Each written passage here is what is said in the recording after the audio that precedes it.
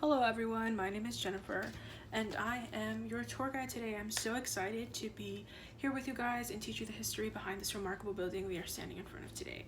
So we are standing in front of the Decatur House, which was founded in 1818, and today, as we can see, it is being used to honor and just showcase African American culture in general. It's very beautiful inside. I just ask you guys to be very respectful, admire what is being offered here. So let's get right into it and explain the history behind this amazing building, okay?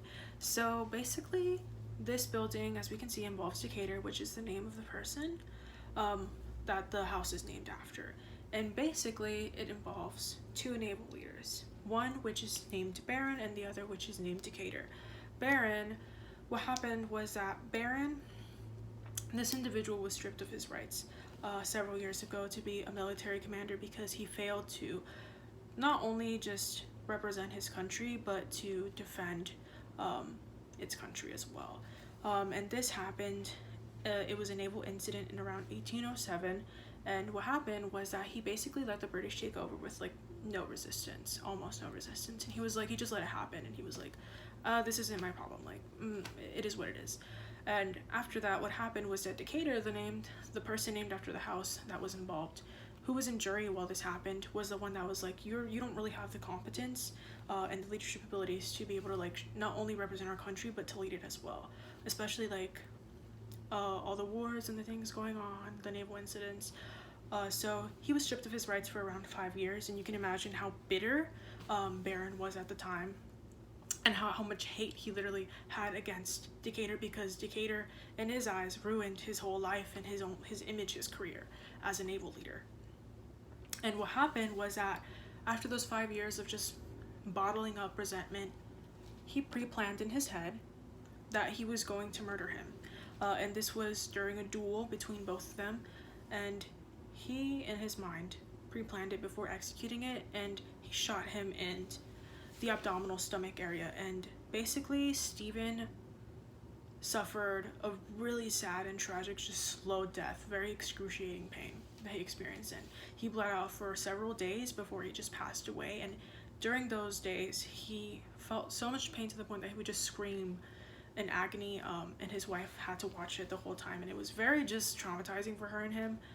She was just hysterical after that.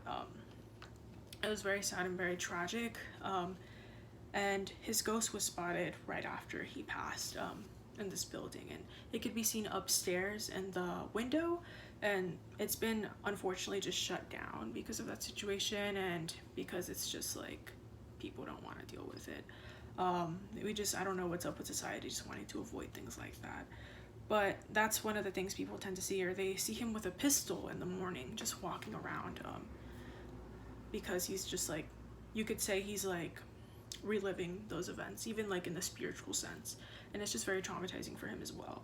It's very unfortunate. Some people have even felt the physical pain he's felt physically in his abdominal area, so bad to the point that they even have internal bleeding, or like they have to go to the doctor and they're diagnosed with absolutely nothing. And that usually happens to people that have very, like, you could say, sensitive energetic fields, or pick up on things easily compared to other people. And that's one of the things people tend to feel, to sense. Some people might even see apparitions of him. It just depends on the person's psychic heightened abilities.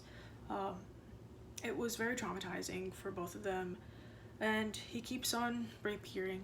Some people are lucky enough to see him. So I just ask you guys to be very respectful while coming in here.